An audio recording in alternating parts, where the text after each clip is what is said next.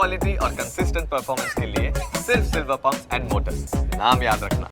શરૂઆત કરવા માંગીશ તો એ છે એક્સાઇડ ઇન્ડસ્ટ્રી કે એક્સાઇડ ઇન્ડસ્ટ્રી ઉપર આપણે નજર કરીશું તો સિટી દ્વારા અહીંયાથી રિપોર્ટ આપવામાં આવ્યો છે.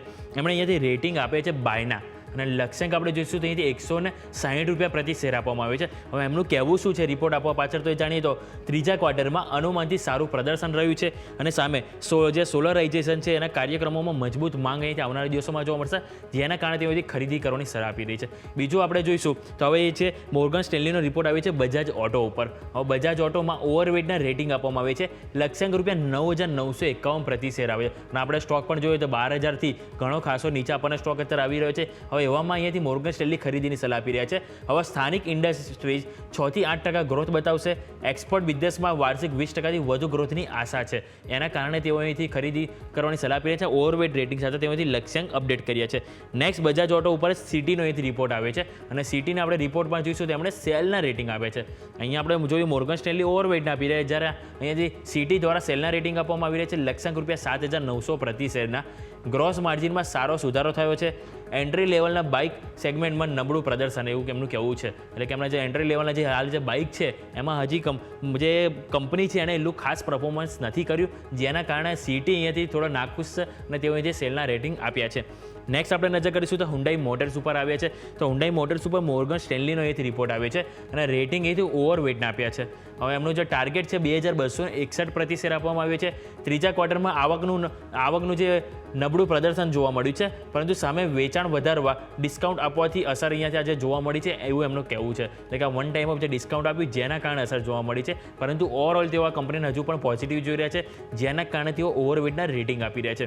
હવે નેક્સ્ટ આપણે નજર કરીશું તો કોલગેટ ઉપર આપણને પરિણામ આવે છે સિટીના. હવે કંપનીના પરિણામ બાદ એ જે સિટી અહીંયા પણ સેલના રેટિંગ આપી રહી છે અને લક્ષ્યાંક જોઈએ તો ₹2,600 પ્રતિ શેરના આપી રહ્યા છે. સ્થાનિક બજારમાં વેપાર વૃદ્ધિ ફક્ત 3% અને સ્થાનિક બજારમાં જે સ્પર્ધાના કારણે કંપનીને અસર પણ પહોંચશે એવું એમનું કહેવું છે. એટલે ખાસ કરીને તેઓ ડોમેસ્ટિક માર્કેટને અહીંથી કવર કરી છે અને કહેવું છે કે એમણે જે વેપાર વૃદ્ધિ છે માત્ર 3% થયું છે અને સાથે જે સ્પર્ધા છે કોમ્પિટિશન, જેના કારણે ક્યાંક ને ક્યાંક કંપનીને અસર પહોંચશે, એના કારણે અહીંથી નેગેટિવ થયા છે અને સેલના રેટિંગ આપવામાં આવે છે. હવે આગળ જોઈશું તો સિપ્લા ઉપર નોમુરાનો અહીંથી રિપોર્ટ આવે છે. તો અહીંયા રેટિંગ બાયના આપવામાં આવે છે. લક્ષ્યાંક ₹1,780 પ્રતિ શેર આપવામાં આવે છે.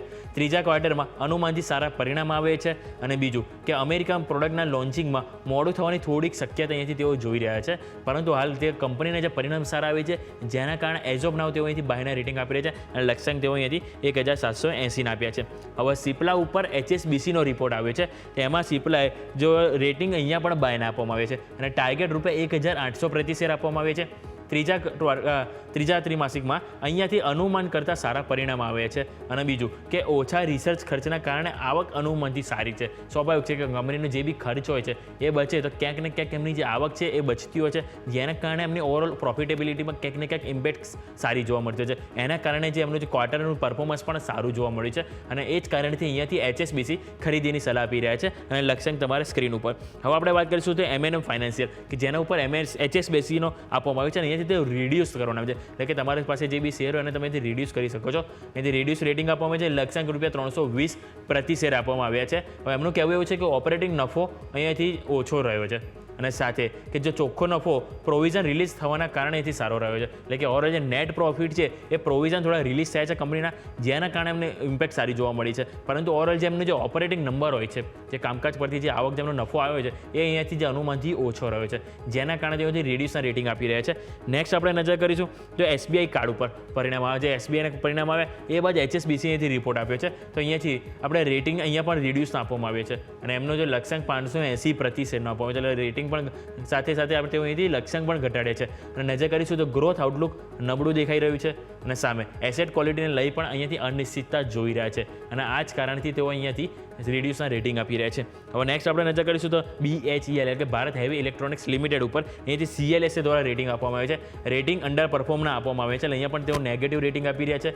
લક્ષ્યાંક ઘટાડીને 166 પ્રતિ શેર આપવામાં આવે છે. હવે એમનું કહેવું શું છે કે કંપનીના જે બેકલોગમાં અહીંયાથી વાર્ષિક 47% દરો વધારો થશે અને બીજું EBITDA અનુમાનથી ઓછા આવ્યા છે એવું એમનું માનવું છે. એટલે કે ઓપરેટિંગ નંબર અહીંયાથી ઓછા આવ્યા છે, જેના કારણે તેમાંથી અંડર પરફોર્મના રેટિંગ આપી રહ્યા છે. હવે આગળ આપણે નજર કરીશું તો અહીંયાથી મોર્ગન સ્ટેનલી નો જે રિપોર્ટ આવ્યો છે બેલ ઉપર જ એટલે આપણે CLSN જો એમણે તે અંડર પરફોર્મ આપ્યો પરંતુ મોર્ગન સ્ટેનલી ઓવરવેટના અહીંયાથી બે બ્રોકર વચ્ચે અહીંયા આપણે જોઈએ તો કોન્ટ્રા જોવા મળ્યું છે.